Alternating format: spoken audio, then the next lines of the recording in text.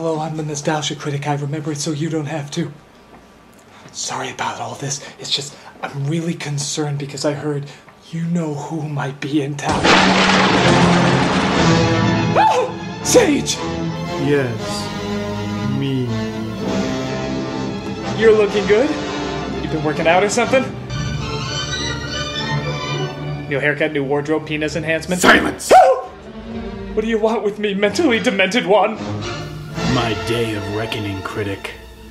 My day that has been coming for nearly 4 years. Reckoning? That little cameo of mine in your Care Bears review could only sate me for so long, Critic. A full and proper crossover is inevitable. You mean you want to do a review? Well, I guess that's fine with me. How'd you schedule the next 5 years? Now, Critic! Look, no offense, Sage, but anything having to do with you scares the shit out of me. I mean, you don't review things that are well. You are not well! It took me a while, Critic, but I finally found the perfect movie for us to review. Oh no, I've seen what you review. You're not gonna make me review cops with grenades tied to their pubes or something. Critic, have a little more faith in me than that. If I showed you something from my personal collection, it'd probably kill you. If you die, then I'd have no one to play with. So I bring you this. Starchaser, the Legend of Orin? Are you kidding? What? This doesn't look that bad. You're not afraid? What, you got some 80s cheese, some bland story, and actually some half-decent animation. It looks kind of stupid and silly, but this doesn't look awful. No, I'm not afraid. You will be. So it seems I've been shanghaied into reviewing another fossilized piece of shit that nobody saw the first time it came out. Apparently Starchaser was released in 1985, and flopped harder than a fat guy in America's Funniest Home Videos. Oh, come on, Critic. You gotta give them credit for making the best 3D movie ever made. Or at least that's what they say on the poster. Oh sure, because as we all know, 3D is the gatekeeper to good quality entertainment. Though Kate Winslet's nipple in 3D does have potential. So, to be fair, the movie starts out alright. I mean, the animation looks like heavy metal threw up on a Molly Hatchet album cover, but it's harmless. Well, as harmless as forced labor in a dangerous mine can be, this is our hero Orin, who despite having lived his entire life in this subterranean world as a slave, still manages to have a head of finely shampooed luxuriant hair. Slow down, grandfather. You're too old to keep up this pace. Slowing down will only prolong my suffering. Orin, don't.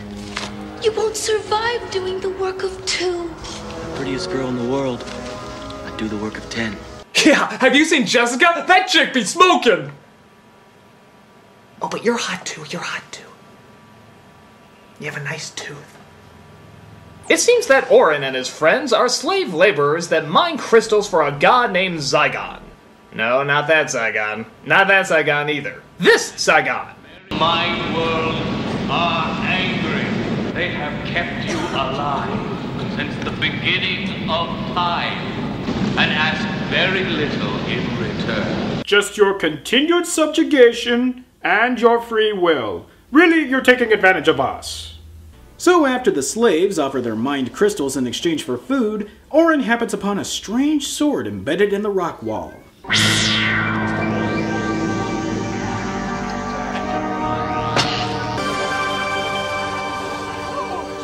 It's a lie. You will go to the Dagobah system. There you will learn from Yoda. Oh, I'm sure that's just a coincidence.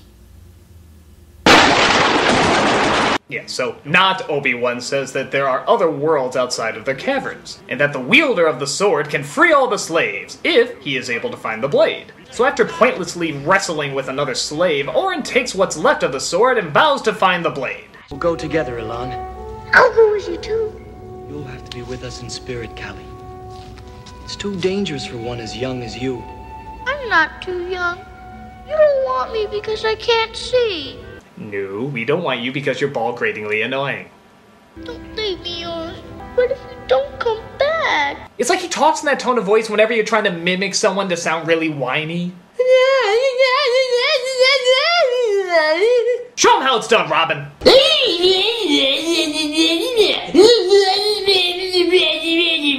Well, Orin and his girlfriend ditched the little turd and make off for I don't know where exactly. I guess they just figured that the way out of the caves that their people have lived in for generations has to be somewhere, but they don't get too far. Alright, so they give the slaves dangerous laser drills that can take out a guard in one hit, and give the guards whips. This isn't an S&M bar. Why don't you give them some guns? Watch out for the crystals! Point taken. Orin and his girlfriend get captured trying to escape, where they learn that the god who they've been worshipping all their lives turns out to be... Oh my god, some guy! Yeah, really, was this supposed to be in any way surprising? Christ, we're just starting this movie and the dramatic reveal is already wasted. This isn't much of a twist! Anyway, it's not really that big an impact if you don't get to know the characters. We've barely even grown accustomed to Orin or... what's-her-face. But I guess it doesn't matter, it's not like she's gonna die in the next 5 minutes. Try one. No. Well, she was completely pointless, wasn't she? You don't even know the half of it. There's a world above. I'll find it for you, Alon. Orin manages to escape Zygon's clutches into a collapsed cavern. He digs his way out onto the surface world, but it's not long before he runs into more danger.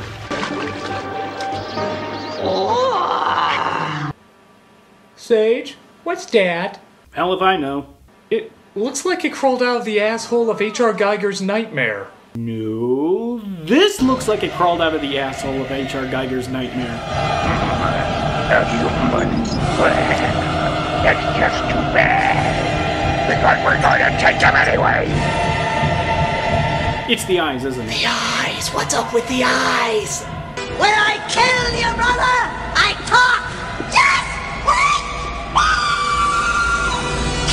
So, my new nightmares for the week take Orin prisoner and decide on who gets what body part of Orin's. Ooh, I'll take the brain! Oh wait, no, that won't fill me up enough. But one of the ungodly monstrosities gets a little too curious with Orin's sword and winds up cleaving one of the others in half. Orin manages to trick the last of the remaining monsters into letting him go, and yeah, big deal tricking things that couldn't figure their way out of a Chinese finger trap. You've got exactly 10 seconds to tell me what you're doing in this swamp. Oh, hi, Han Solo. Han, what are you talking about?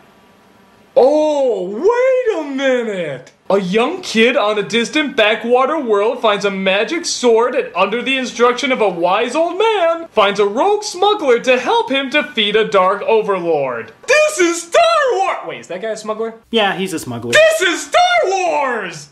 Yeah, you're pretty much right. Starchaser even goes beyond lifting plot elements and characters and rips off iconic shots from the original trilogy. I can't believe it. This is shameful. This is insulting. This is downright unforgivable. Oh, you want to know what the best part is? What? The same people who distributed this in theaters also distributed the Garbage Pail Kids movie. I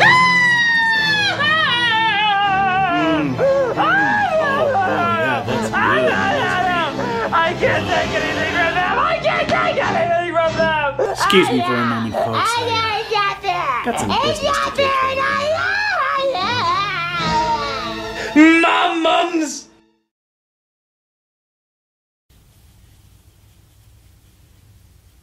What? I got crusty elbows.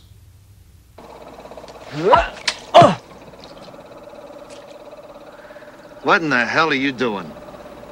That's our hero, ladies and gentlemen. Guy who trips over himself when slightly tapped from behind. This... Oh, God, it feels disgusting reviewing anything by those people. This Han Solo wannabe is named Dag, who tells Orin that the crystals he's been mining for all his life are commonly thought to be mined by robots. But the scene is interrupted by a swamp monster that grabs Dag.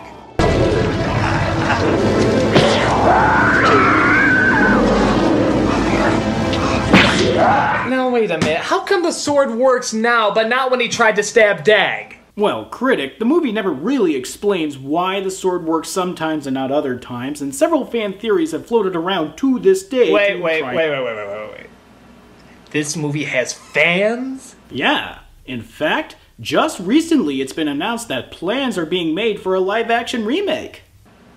They did that. It was called Star Wars! Oh, and if this movie hasn't pushed all your rage buttons by now, it also has its own version of Navi from Legend of Zelda. Oh, fancy fucking that.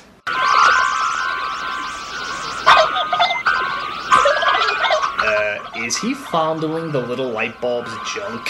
I'd like to think so. Well, we don't linger on the possible molestation for long as a patrol comes along and starts attacking the two, and they retreat back to Dag's ship. I wish you'd stop calling me a computer, Dag. It's so impersonal. After all, your body's just a machine made of flesh and blood. How would you like it if I went around calling you Meat Brain? Oh, hi, C-3PO. Oh, wait a minute, it's not even a robot. Okay, so what do you call an AI that speaks in a prissy, whiny, effeminate voice and is largely used for comic relief? Son of a bitch, it is C-3PO. Ow! I told you it wouldn't work! By the way, does Dag ever finish that cigar? Do people just not know how to smoke things in space? Well, actually, that's unlikely, because they came up with a screenplay, didn't they? Okay, so the two fly off with Dag deciding to attack a nearby base because, well, the movie has to find a way to shoehorn more lifted shots from Star Wars that way. Also, AT-ATs much? Dag manages to steal some of the mined crystals from a nearby transport ship, but Zygon captures Dag before they can make off. But of course, Orin, not being the sharpest tool in the shed, demands that the ship be lowered so he can confront Zygon head on. Oh! You! Ow, my sword! You know, as hopelessly dumb and naive Orin is, at least he's incredibly weak and awkward. Get out! Who the hell ordered this drill? Hey! Come on, kid! Yes, let's pointlessly carry this heavy robot that is in no way going to help us escape, and will in fact only hinder our chances of making it safely aboard. God, I'm a tactical genius! But of course, this movie isn't set in any kind of logical universe, so they in fact make it safely aboard and blast off, leaving Zygon to mutter one of the strangest lines in the movie. It is him. The Kaka has returned. The what has returned? The Kaka has returned. The Kaka's returned? This movie's full of caca, I never realized it left! Well, Critic, if you thought that was strange, get a load of Dag trying to reconfigure that fembot he picked up from earlier. Where the hell are the personality circuits on these G2 fembots? They're in her posterior. You wouldn't dare. He's not seriously going to. Oh, he's going there. See that look on his face? That's the look of a man who's about to plunder him some ass. You wouldn't dare. Ooh, ooh. Sorry, folks. Had a flashback there for a moment. Help! Help! Help! What? Oh, it just gets better and better. Give it a few more seconds, we'll have a cinema snob review. Dag? Why do you risk your life stealing crystals? And how the hell did this movie only get a PG rating? Wait for it. That should do it. Ah. That's more like it. Has anyone ever told you that you're awfully cute for a meat body? Well, that seals it. You went from Star Wars to Star Whores in a matter of seconds. Well, if there's one thing we can all learn from Starchaser is that the way to a woman's heart is through her ass. Where the hell did this scene come from? Who thought it was a bright idea to have Dag probe a fembot's butt? A fembot, if you will. Didn't anyone think of the fact that there's a children's audience that will most likely see this? Probably, because they're the only ones that would find this remotely funny. No wonder they ripped off Star Wars. The original ideas in this are just... You will never find the more wretched hive of scum and villainy. So after the two blast off into a Jackson Pollock painting, Orin and Dag part ways, with Dag meeting up with the film's version of Jabba the Hutt to hawk the crystals he stole. Oh, Dag, one of my nosy men thought he saw you with a young boy this evening. My girls do not excite you anymore. You know, that is exactly what this family-friendly space adventure needed. Pedophilia jokes! Well, that and robot ass play. Meanwhile, Orin happens upon a fortune teller who gives him advice on where to find the missing blade to his sword. Can you tell me where I'll find the blade? Such is not an easy task. Hey, genius, you've been using the sword all throughout the movie. The blade's invisible. You've already found it. You might as well be trying to find the biggest douche in the universe. Case closed.